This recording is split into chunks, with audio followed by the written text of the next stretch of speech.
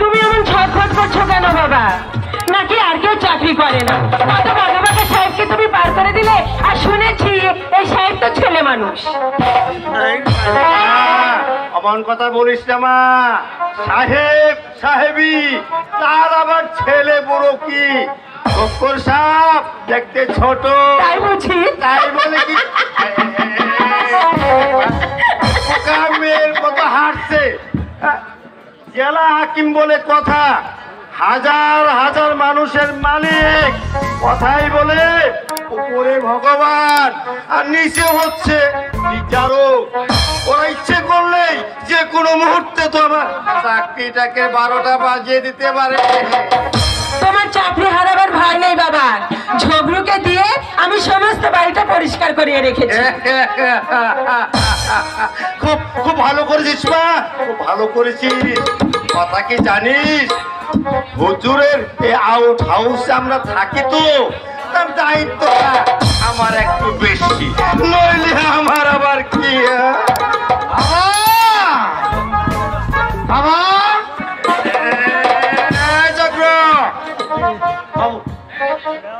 যজ্ঞ, এতক্ষণে কোথায় ছিলি বলতো? কালকে তোকে বলা নেই যে সাহেব 10টার মধ্যে আসে গা? আমি তো দিদি বলে ছাড়বে ওই তোমাদের ওই কি খালি মুখে মুখে কথা বলে গা। আমি যেদিকে নেই তাকায় গা, সেদিকে অন্ধকার হয়ে যাগা। তুই আবার হাসছিস কেন? তোমার হিন্দি শুনে হাসছি বাবা, ঝগড়ু তো বাংলা জানে। আপনি কতদিন বলছি বাবু আমার সামনে বেলায় বাদ করবেন। থাম বাবু থাম, এ বাংলায় বাদ করবে? তোর বাংলা তো হচ্ছে একটা চরকা খিচুড়ি। আপনার হিন্দি বিচার করো। 5টা বাংলা বলবেন তো ও 2টি হিন্দি ছাত্রের জন্য দেবেন। আগে হিন্দি তোমাকে তোমাকে আমি হিন্দি শিখাতে পারতাম। बिहार में আমি 1 বছর থাকতাম, বুঝতা? कहता হবে ইয়া বড় বড় সাহেবকে হিন্দি শিখায়ে মাথার চোর পাকা করে ফেলতা, আর তুম বলতা। দোহাই বাবা, তুমি থামো এবার, এখনই হয়তো তোমার সাহেব এসে পড়বে। তুই ঠিক বলেছিস মা, তুই ঠিক বলেছিস। এখনকার গল্প করার সময় ওঠাও না। তুমি এখনো দাঁড়িয়ে থাকতে হয়, তোমার কি একটু কাণ্ডকে নেই থাকতে হয়? দেখুন, এটাই কি জেলা ম্যাজিস্ট্রেটের বাংলো?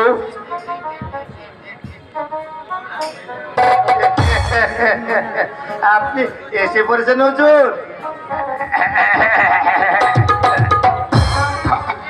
অতি করছেন মা, পেন্নাম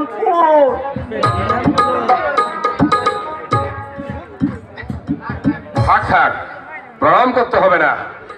আপনার মেয়ে বুঝি? আগে হ্যাঁ, মানে কিনা তাই আমার সঙ্গে সঙ্গে থাকে। হ্যাঁ চক্র, কার নাম নেই করে গে।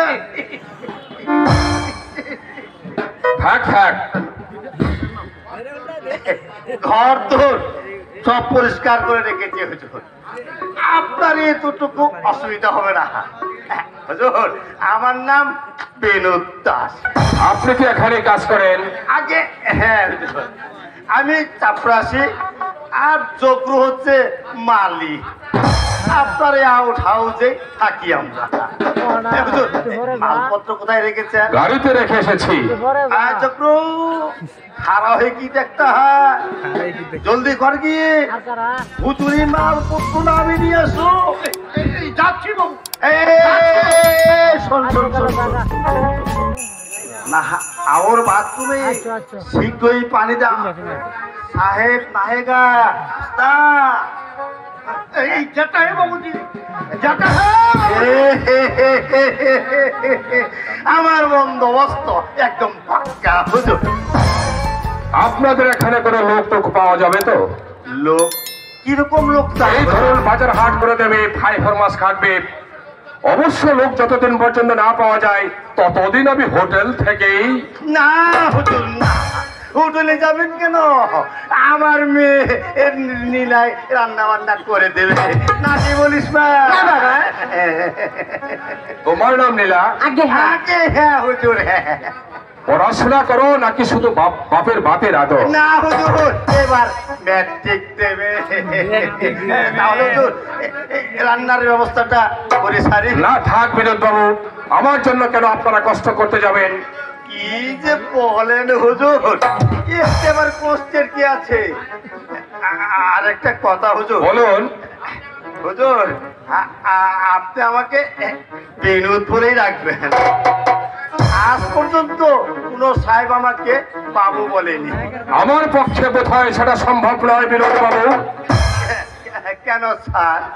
আপনি মিনিমাম স্টাফ হলে আপনি আমার বয়োজ্যেষ্ঠ, কাজে আপনাকে তুমি বলা আমার পক্ষে সম্ভব নয়। শুনলি শুনলি মা, শুনেছি বাবা। একেই বলে খারগোশ। নইলে কত সাহেব যে এলেন, কেউ কি আমাদের মানুষ বলে গণ্য করেছে? তাই নাকি? হ্যাঁ হুজুর, ম্যাকফারসন ছিলেন খাসা বিলেতি মাল, ব্লাডে নিগার ছাড়া কোনো কথাই বলতেন না। আর মুখাতি সাহেব বলতেন, এই সারা সোয়ার কে বাচ্চা। বলেন কি মশাই? ওরা